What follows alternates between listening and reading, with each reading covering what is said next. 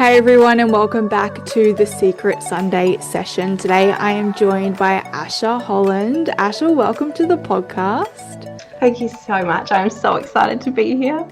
It is really exciting. I always get really passionate and really, I don't know if vibey is a word, but that sort of word when you share a space with such like-minded people, and I just know the conversation is going to be so great because I know we agree, and as well as both pushing for certain messages in the same space towards supporting women in terms of their body image, in terms of their confidence and how they see themselves and view themselves more than just a body or a figure, which I think is something that we need to keep reminding ourselves in the digital era. But before we jump into that amazing conversation that I can't wait to have with you, for those people that are not aware of who you are and what you do with yourself, who is Asha and what does she find herself doing? Oh, good question. Okay, I feel like it took me a long time to figure this out, and maybe I'm still figuring it out. But yeah, I'm very grateful that now I can confidently say that I am a national speaker, which I'm so grateful for, a youth educator, and a confidence coach. And yeah, I am just so grateful that I've now helped thousands of young women around Australia to find their confidence in themselves and their incredible bodies, and I just love it so much. It's amazing for those people that obviously you can't see the visuals, but your face and how it lights up when you say that, I think is amazing. And it's what we need in this space, people that I think are so passionate and in love with this space as much as the work that they do. And for you, I think that then comes to my question, like, why get into this work? What led you down the path to wanting to help young females in this space? Absolutely. I think about it all the time that if you didn't have the passion for this work, you just couldn't do it. Like that, it's the best, it's the most rewarding feeling. And I often get asked this question. And for me, before I do any talk, it's always, what did I need to hear? When I think about those girls who are in the audience, those teenagers usually, what did I need to hear when I was their age? And that's my why, and that's what keeps me connected to all of this. So yeah, I guess I share my journey with lots of people, and basically, just to sum up the early years, I would say I had that perfectionistic, all those characteristics, always striving for more, which I didn't think much about at the time. And I think especially as a young girl, you are kind of praised and rewarded for achieving and for striving for excellence. So I thought it was a good thing. And it came through in a few different ways. The first one was with my grades. And I thought if I could just be a little bit smarter, if I could just do a little bit better at school, then I would feel like I was good enough. Then I would feel confident. But I was good at school. Like I was the dux of my year. Like I won all these awards, and the feeling still wasn't there. It still didn't feel like I was good enough. And then it came through with my body, and that was the main one that I'm so passionate about sharing now. I went to uni and I studied sports science. And when I entered this world of health and fitness, I was like, this is the answer I've been searching for, right? Yeah. and it was no longer about, about healthy and balance and looking after my body. That voice came through again that said, if I could just get the perfect body, if I could just make my body look better, then I would get that feeling of confidence. Then I would be good enough. So I pushed my body to the extremes. I did bikini modeling, bodybuilding competitions. I was basically told I'd achieved the perfect body, like this moment that was meant to change my life and bring that sparkly feeling of confidence that we all want. And yeah, I stood off of stage and I'd never felt so unhappy or unhealthy in my whole life. And I was like, what do you mean? Where is confidence going to come from? And it also came through with that like external validation, wanting to be more popular, which is a huge one I hear from the girls at school, just wanting to be liked by more people and be accepted. And I thought that once I had more friends, once I was more popular, once I had more Instagram likes or whatever it was, then maybe that feeling would come. And yeah, we know now that it didn't. And yeah, I guess I had to start this new journey of figuring out what confidence actually meant for me. And and not basing that on external things, like changing who I was, changing my body, getting other people's approval. And I just got so passionate about it when I realized that I didn't have to put myself and my body through all of those things to find that feeling. And so Mm. now if I can stop just one young girl from putting herself through that, and I can help her realize that actually you are enough as you are right now. Your body is already enough, and you get to decide your confidence. You get to decide your self-worth. That's my job done. I love that. And I love in a way that obviously that would have been such a challenging time for you through all of those different phases to even get to that point where I think as a child, you just see the logic in reaching a certain point and then going, okay, once I'm there, I'm good. And then I'm Mm, done, and then my life is set up. And then when you don't get the outcome that seems so logical to you, as a child, you then would go, well, what's next? What's the next answer to move? And I think you explaining that, I'm really interested to get your thoughts on why you think young people, especially, I think it does ripple into older ages as well. We just see it in different forms. But why do you think young people in particular, especially in high school settings, strive for that popularity, strive for that feeling of being liked, and will go to basically any measure in order to achieve that? yeah, good question. So I do this activity with a lot of the kids. I spend most of my time in schools working with tween and teenage girls, and the same things always come up. So I say, like, I share my journey. These were the things that I believed were going to bring confidence, right? Changing these things about myself or achieving these external things. And then I pass it over to them and I get curious about what they're going through or the pressures that they feel as young girls. And actually, boys are very similar. But for them, it's always like, you've got the beauty standards. I've got to be skinny. I've got to be pretty. I've got to have clear skin.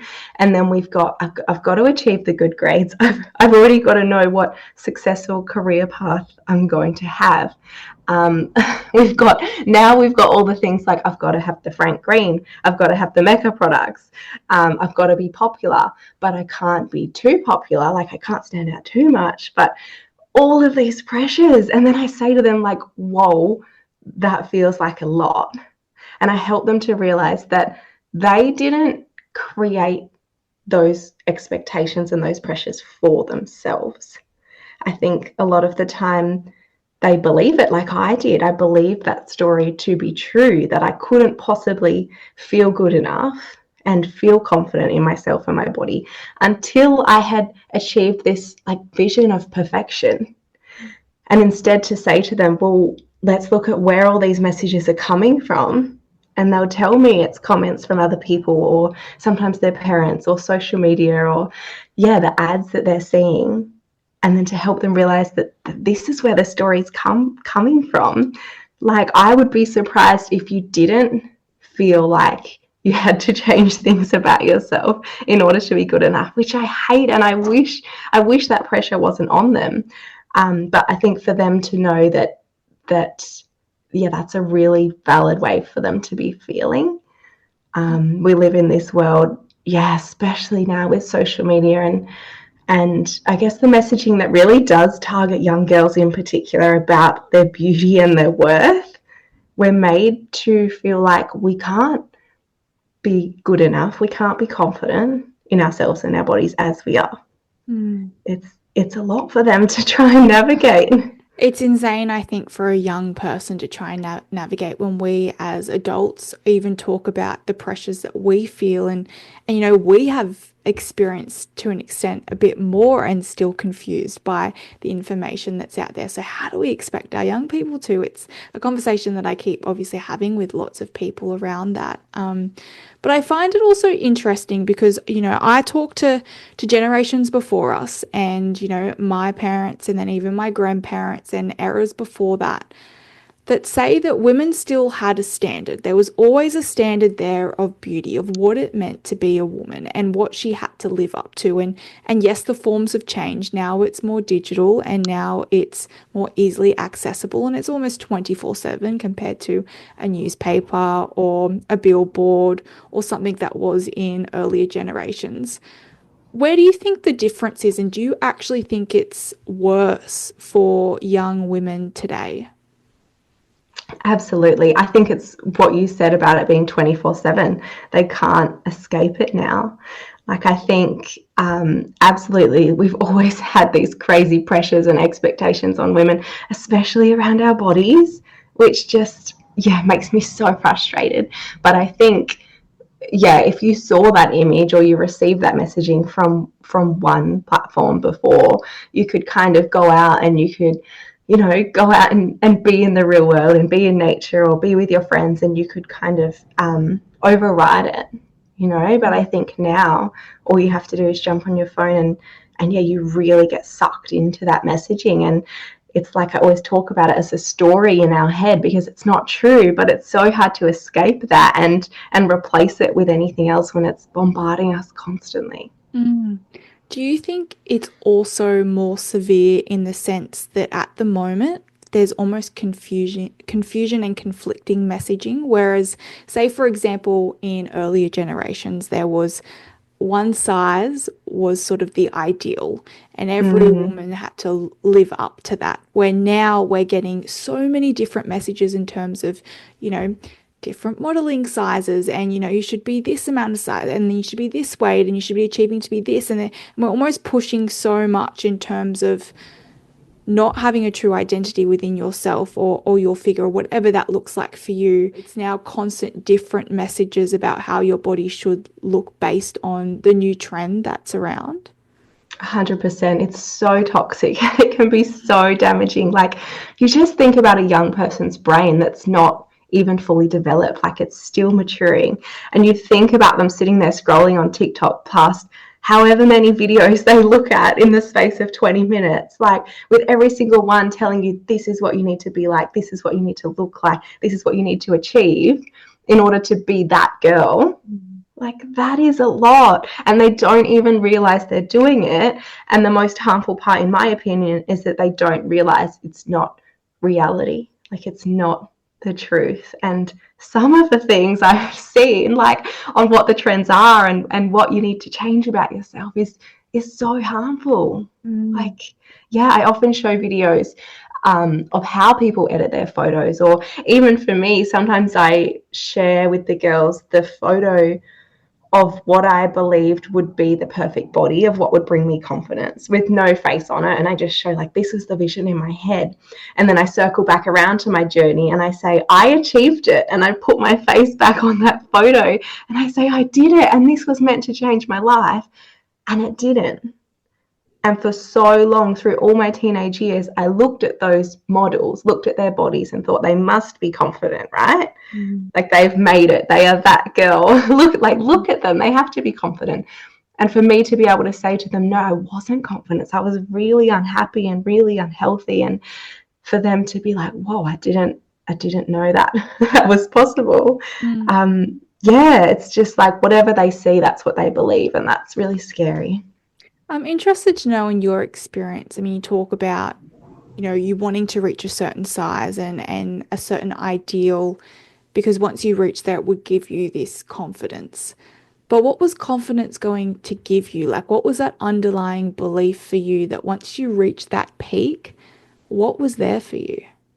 Yeah, so I obviously didn't realize this at the time. It's easy to look back on the journey now and connect it all together, but it was that feeling of, I am enough and I can just be me. And that's what I try and teach the girls now, is the underlying message to it all is confidence isn't this sparkly magical feeling that we're all searching for, usually subconsciously. Like, we're not achieving these things because we're thinking to ourselves, once I do this, then I'll feel like this and I'll have this belief. And that's not how we think about it, especially as a young girl. But when you really break it down, and especially when I look back at my journey, I just wanted to feel like I could be me, and that was enough. For who? I think I think when you're that age, you definitely are searching for that external validation. And probably at the time, I wanted to feel like I could say, this is me and this is good enough for everyone else. Hmm. But now, when you really think about true inner confidence, and the only way you can achieve that is if that version of good enough is good enough for you, and you're the only person that gets to decide it, Mm. which can be How, really hard. oh, I was about to say, how does a young person find that? Because we hear so many stories and it's phenomenal that we hear transitional stories of people feeling like they're not enough, but it's always once they've gone through something. And how do we teach, how do we share to young people that you don't have to go through adversity, you don't have to go through all these hard times to then come out and be like, "Yep, I've learnt all of that and now I've gained the confidence, I feel good enough."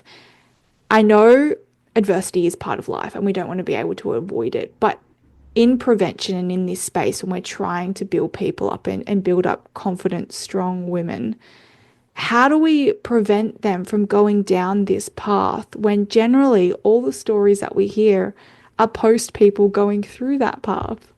Yeah, I love the fact that we get to listen to other people's stories now, and we do have the power to prevent other young girls from going through what we went through, 100%. But I also really like to tell them that this is not like you walk out of here and you've got your confidence. Like, this is a long, long journey. And for me, the number one tool that I like to teach them is just to get clear on that story. Number one, if they can know that that's just a story in their head and that's not the truth, because we are always going to be bombarded with this messaging of you need to change this about yourself, you need to keep up with this trend, you're not good enough as you are. That's always going to be there, and it's probably actually going to get stronger over time. But if you have the ability within yourself to say, to recognize that voice that say that's a story, that's not actually the truth, like you are already so far further ahead than what I was, because I believed it to be true. And so I changed my life and I sacrificed my health and my happiness and my friendships and all of these things, believing that voice and trying to meet those expectations.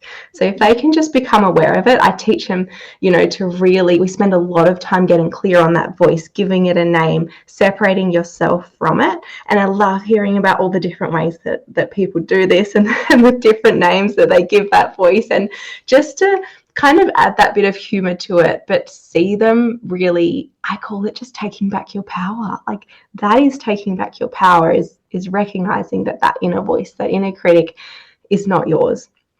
And then there's all these things that we can start to do to kind of overcome it. But I guess at the core of that is about quietening that voice. Like, the more that you can recognize it, the quicker your brain gets at recognizing that it's not true. Like, I teach them, just imagine this big red alarm bell going off every time you hear it. And I still do that now when that voice comes up, because it's still there. Whenever I go to get on stage and I hear it say, I'm not smart enough to do this, I'm not interesting enough, I don't look good enough, whatever it is, I see this alarm bell, I'm like, that's not my voice. Actually, I can do this. And so it's all about strengthening your voice, getting to know who you are, and believing in the value that you bring to the world. And that's how you take your power back. That's how you find true inner confidence. I love that. It really is. It is about taking your power back. And there's an exercise that I learnt to do as well during my recovery from my eating disorder. It was this idea around, when you do have a thought come in, so often we fuel it. And so it comes in and then we give it so much energy and then we search for evidence and then it starts to grow inside of our mind and it's feeding off different things that it's finding and learning. I always struggled with meditation at the start, not being able to sit still or to listen into it or tune into a voice. And for me, there was this exercise where you just sit in stillness and you just let your thoughts, just go. Just let them run wild until they eventually just run out of gas. And for me, that was really powerful because, as you mentioned, it was gaining back your power and realizing that everything that goes through your mind is just like a highway of thoughts. And you can either jump on that road with one of those thoughts and then go with it and find evidence to help fuel that car, or you can just sit back, let it run its course, and then eventually let it die out. And I think it's really powerful, as you said, in doing activities that allow the thoughts in our mind just to run their course and realize that they're not factual. And then being able to flip it, I think, is really important as well. And seeing, if you feel like those thoughts are saying you don't add value, well, then what value do you add? And I love that you really incorporate this for young women, especially as we said, with the amount of thoughts that we have and the pressures to feel how we have to live up to be a certain woman in this world. I'm interested to know, though, based on your experience and who you were at that time, at that age, do you think you would have taken on the messages if someone like an Asha Holland walked into your school and presented these to you? Would have walked away and implemented them? That's a really good question. And I always try and take myself back to how I would have been thinking, because 100%, like, that was 10 years ago now. That I think it was 10 years ago that I competed and I went through the bodybuilding competition. So even to take yourself back to then and say, could I have done this? Like, we don't want to make our young people feel like it's easier than it is, and I always try and validate. It is, in my opinion, it has never been harder than what it is right now to be a tween or a teenage girl, or a teen in general. Sometimes I forget about the boys because I'm always with the girls, but everything that I say applies to the boys too. It's really tricky. And I think that, yes, 100%, if I had heard somebody come in and kind of like, I think for young people, we often feel like we need this permission slip to be able to do things differently, be able to, especially for girls, to be able to use our voice, stand up for ourselves, to be able to say, you can be confident in yourself. Like, you are enough. I don't think I ever heard anyone actually say that. I mean, I had amazing parents who loved me unconditionally, no matter what. I didn't feel the pressure from them to achieve and have to be good enough. But I don't think I ever heard someone come in, or maybe to put it this way, I don't think I ever heard anyone else, another woman, stand up and say, this is me, I love who I am and I love my body.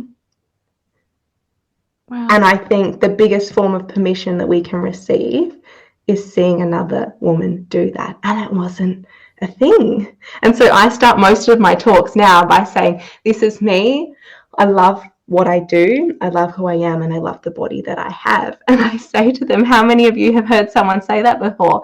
And rarely there is ever a hand that goes up.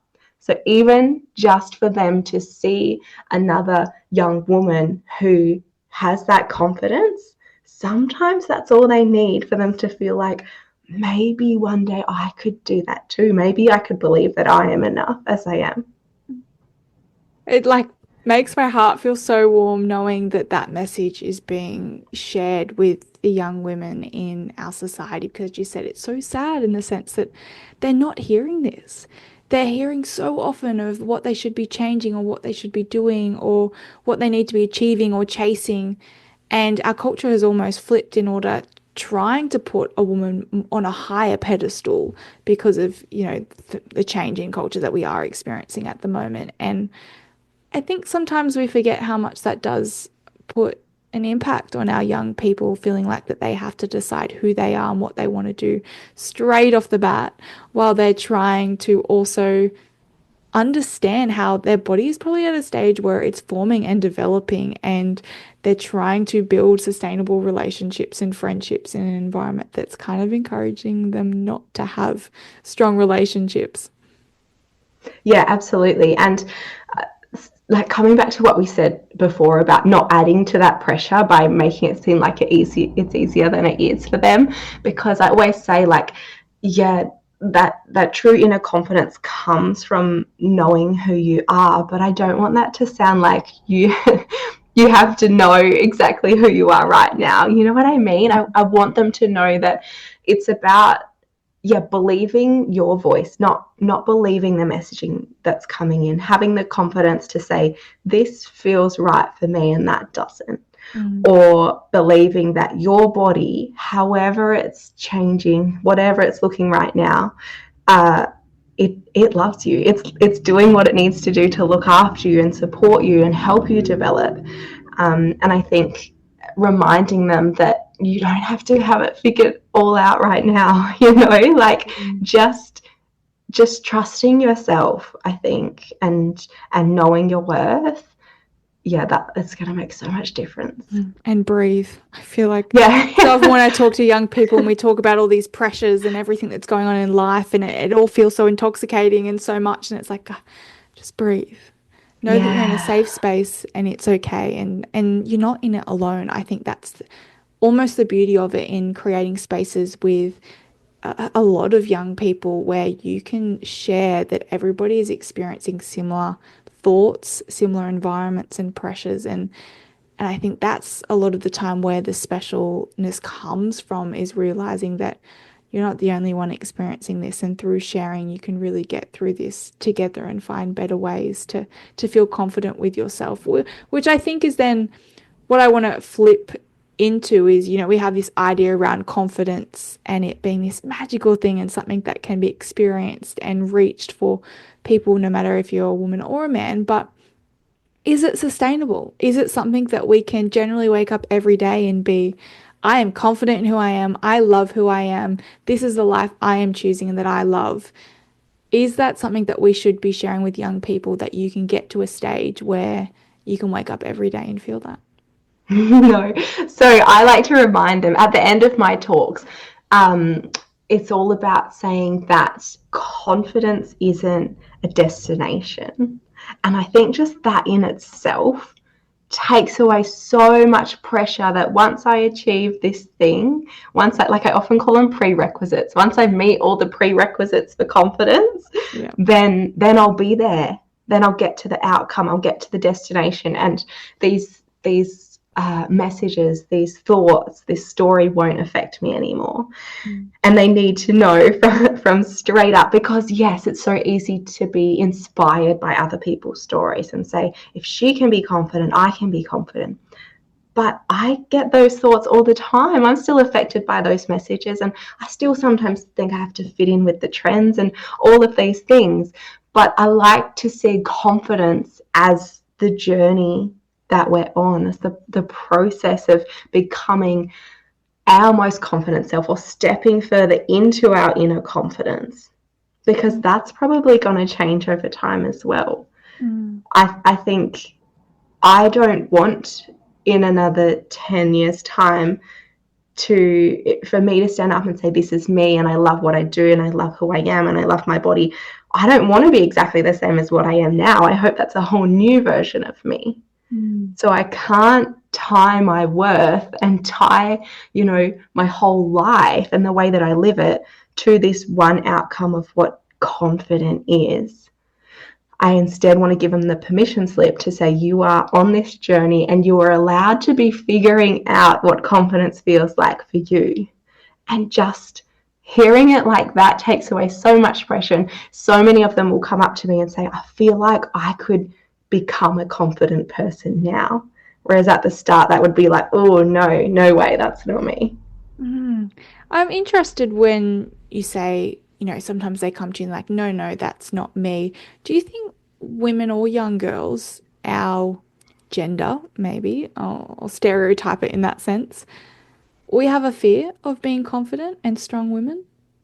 Yeah, absolutely. Because the world tells us you can't.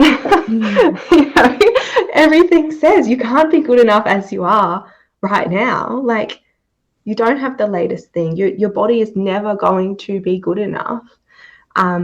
There's always more to achieve. And so we're made to feel like, oh yeah, maybe I shouldn't be confident in myself as I am. And I definitely do think that's something that comes with getting a little bit older. I think when you're in those teenage years, you don't want to be the one that stands up and says, I am confident, I love myself. I wish that that's how it was. And absolutely, we have some girls that are like that.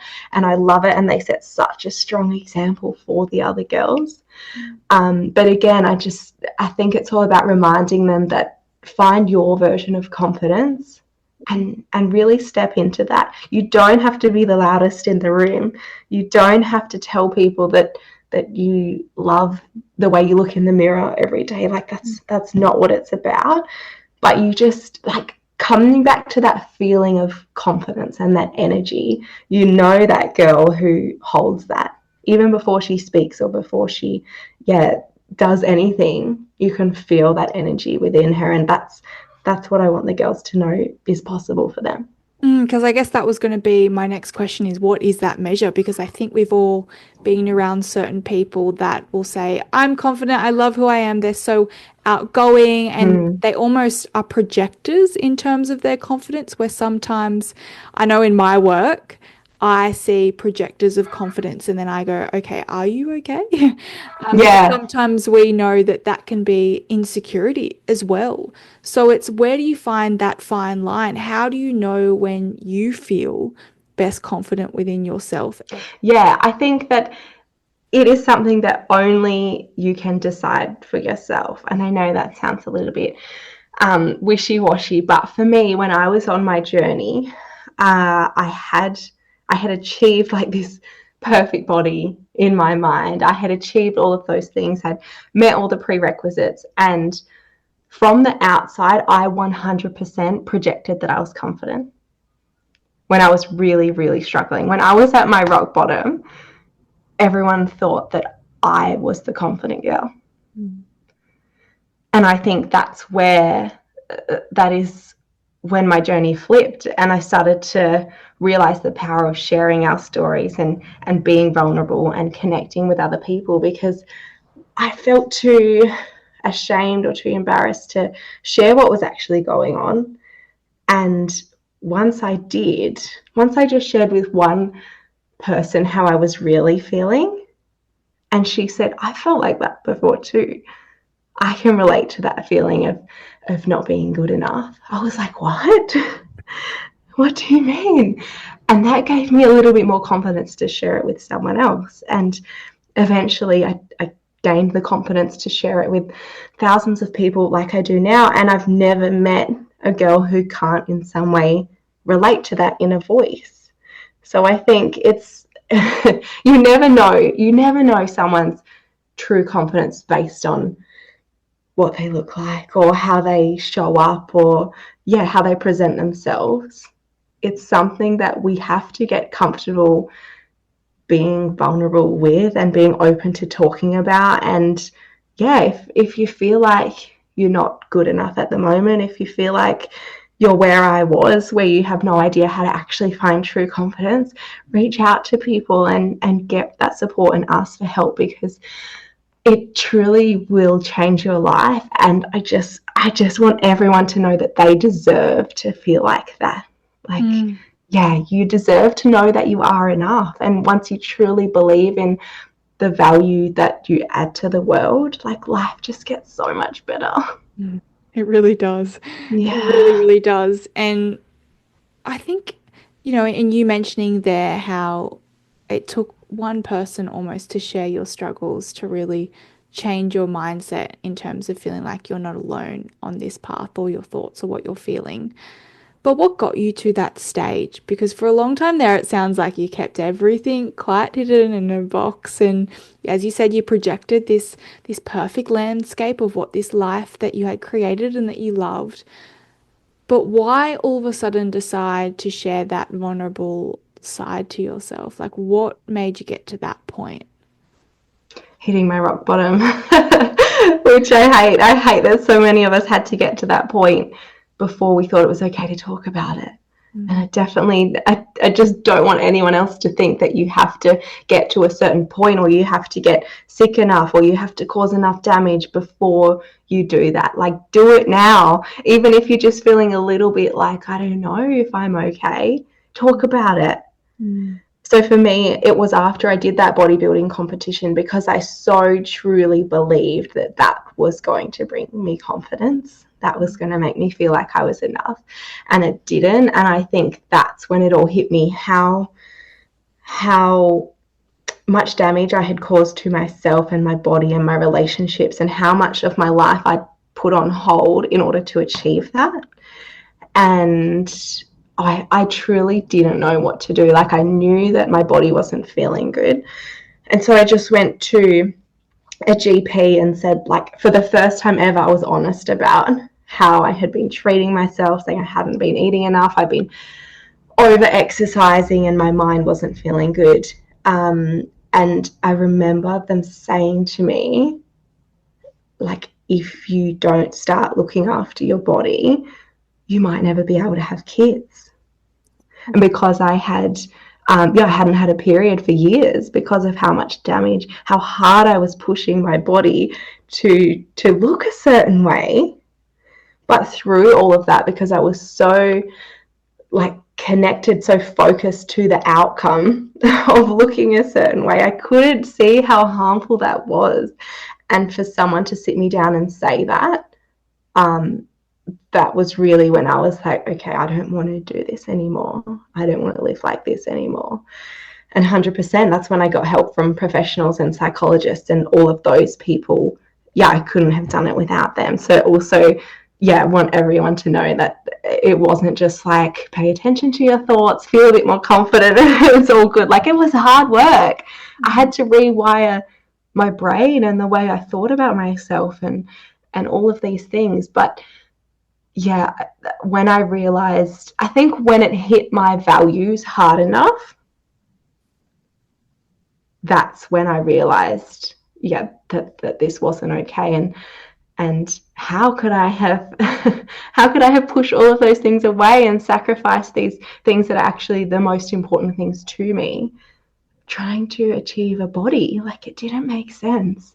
And so I think before you hit your rock bottom and before you cause that much damage, just ask yourself, why? Why do I feel like I need to achieve this? Why do I feel like I can't be good enough as I am? Why do I feel like I need to change my body? And then look at what's important to you. What are your values? What matters most to you in this life? Because I think doing that activity for me before I was forced to do it could have made a big difference. As you said, it's you almost having the agency before you're forced is, I think, a really pivotal point to note, because sometimes we do hit that rock bottom and we have no other choice. It comes to life or death, unfortunately, for some of us. But I'm so happy that you chose the road to figuring out and changing your path and deciding to leap into wanting to change the way that you are viewing yourself, because I mean, look what it's created for you now. And I think that's so amazing, even just to see the passion that you have through that. And I guess my last question before we jump into hindsight questions would be, you speak about, and I know this because I'm a perfectionist as well, and the hardworking mindset, and you're always motivated and driven. I'm intrigued to know if you have identified that is a personality trait that you have. Are you effectively managing it now, or does it still take over? Good question. And it comes back to a little bit what you just said before about taking your power back. Like, everything that I heard you saying just then, it's like, yeah, that is taking your power back, choosing that you don't want that to take over your life. And 100%, and we talked about this a lot in my recovery and my journey with therapy and all of that, is that that obsessive nature and that addictive and that perfectionist is part of who I am. And I think it comes back to everything that I've spoken about getting clear on that voice, getting better at recognizing that voice when it pops up. Because 100%, when I get passionate about something, as you can probably tell, like, my brain is like, let's go all in, like, let's push hard, let's make these big goals happen. And that can be really hard to navigate when it's coming from this place of excitement and passion and drive and all of these things. But I think for me, I've gotten really good at saying, oh, that voice doesn't quite feel right. Like, let's just check in with those values. Let's check in with myself. Can I maintain that while still looking after my mental health and looking after my body? And I've gotten really good at I guess just understanding my body and listening to her signs. And like I was saying to you before, that I had a big week of speaking gigs and so many exciting opportunities, but I was wrecked for 2 days after that. Like, I could hear my body saying, this is too much for us. And it just makes me feel really grateful and really proud of myself, actually, that I take that on board now. And so I'm like, okay, we need to make some adjustments here. I have 2 little kids. I have another one coming this year. And so for me, Congrats! oh, thank you. That's why I'm a little bit Pop pumped that at the one. moment. Yeah. I'm halfway to having another baby, my 3rd baby this year. So I think it definitely keeps me in check with my values, like what's important to me, what kind of mum do I want to be, and what example do I want to set for them. And if I'm coming home from work, yeah, I've achieved these amazing things, and yeah, it's all feeling really good. But at the end of the day, if my body's telling me no, and I can't give that energy to my kids, and I can't look after myself and come back to that feeling of I am enough and I have done enough, no matter what that looks like, then yeah, then it's not worth it, is it? It's funny, right? Because that trait, that perfectionist trait, I think sometimes we associate it with just the fixation on the body and wanting to, mold the body to look a certain way. But it happens in our work, and it happens with sometimes, even in my experience, with people and with relationships. And it's learning to manage that this is a part of who you are, but how can I best turn up for myself? And where does it sometimes dip into unhealthy mechanisms and ways, and how do I manage that? So I think it's incredible that you're able to really build a system that supports yourself. And as you said, taking sometimes just that rest in order to go, no, I need a break. And when you were speaking then, and obviously finding out that, you're a mom and you're about to be a mom of your 3rd child, all I was thinking of was you when you were sitting in that GP's office and just said, one day I want to be a mom, and what I'm pursuing right now, I'm not going to go down that path. Whereas it's evident that you've done the work and you've now a mom. And I just want to say congratulations, because that is Oh, so beautiful. And just evidence and proof that if you do the work, if you're at your rock bottom, or if you're approaching that rock bottom with the work, and doing the work and getting the support and the help, you can achieve the things that you want to achieve. And for you, I just want to say congratulations, because that is so beautiful. thank you. And that's why I love doing these kind of interviews and having these conversations so much, because even I forget to look back at the journey sometimes. We don't want to look back at our rock bottom all the time and see how far we've come. But when you think about it like that, like, I think my message to everyone would just be, I know that even when you're in it, like, it's what we were saying before about, could I have actually taken this on board when I was younger and when I was in the thick of it? And I feel like maybe if you had told me, like, when I was so committed to getting the perfect body, that goal was still outweighing everything else. Like, I really believe, no, I do need the body. And I just want to shift your perspective a bit and say how much of your brain space and how much of your life is taken up by this goal.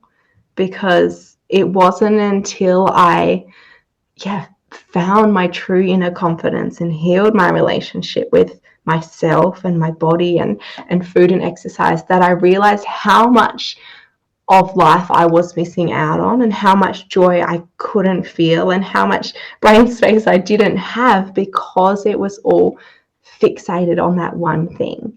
So just have a think about that, and what do you want to get out of this life? What do you want it to feel like for you? Because I know the world makes you think that having the body is the most important thing, but there's so much more to life than that. And I would not be able to have the life that I do now and feel the passion and the joy and the happiness that I do now if I hadn't done the work. And there's one message that I learned during recovery, is that your body has your back, and you need to learn to trust it. And I think so often we think we're going to consume certain foods or stop exercising. I know, especially around disordered eating, sort of traits and trends that come in, labeling foods are bad or good and exercise regimes. But the end of the day, your body knows what to do, and we don't give it enough credit to actually go, you know how to get rid of waste, and you know how to support me and to fuel me and to keep me going each and every day. And if I allow my mind to tamper with that based on outside noise that really doesn't know who I am, I'm actually causing quite a rift between and telling my body that I don't trust it or I don't respect it. And I think to sit in a place where you truly respect your body and love it is once again coming back to taking back your power. And I think that is something that we all should be striving for. So thank you for sharing that. I just love it. I love this conversation so much. And before we jump off, I will just quickly add two of our hindsight questions, which, as I said, are nothing special, but some questions from a Ziploc bag that I have built over last year's season that I forgot to ask guests. And I thought this year I'm going to whip them out because some of them are deep, some of them are not so deep. But, you know, I'm the type of person that just loves questions. So why not add more? I love this. Alrighty. Okay, so your first hindsight question, Asha, is what were the words from a parental figure that have stuck with you? Oh, the first thing that came to my mind just then, it kind of seemed too monumental because I don't remember who said it, but the words that came to my head was happily, hang on, yeah, happily pursue your goals. Don't pursue them to be happy. Happily pursue your goals. Don't pursue them to be happy. Yeah, and I think that really opened my eyes to focusing on the outcome. Focusing on the process, focusing on the journey, because everything I had been doing was trying to achieve the outcome to be happy, to achieve confidence, to get to the destination, to get to the thing. I'm like, what if I could be happy along the way? That was a quote that really impacted me. That is a great quote. And I love that throughout that, the journey, even to get to the outcome of saying that quote for you. As I was saying it, I could hear my inner critic being like, this is a bad one. Why did you say this? I love that. I could see the brain like ticking over and being like, wait, I can't stop this up, but I know I'm going to. I am, but I think that's such a great way to tie this conversation all together. We got there in the end. Yeah. We're embracing imperfection and we're figuring out as we go. The intent was there. We know the reason behind the quote, whether it's delivered effectively or not, who knows? Alrighty, question number 2. What would you want people to know about your journey that they may not already know? Oh, that's a tricky one because I'm very open about my journey. I think I always want to say how long it did take. And I don't think that means that your journey has to take like a really long time. I just don't want you to feel like, I don't want people to ever look at me and, you know, open my Instagram page now and see this fancy speaker who goes to these events and travels around and think like it must have been easy for her, or maybe it wasn't that bad, or maybe it happened really quickly. It was really hard and it took a long time, and I had to be the person that chose to put in the work and show up every day and push through even when it was hard and my inner critic was telling me to go back to my old ways. I think even though I talk about it really openly now, it was still a lot harder than what people think. So don't compare to what you see.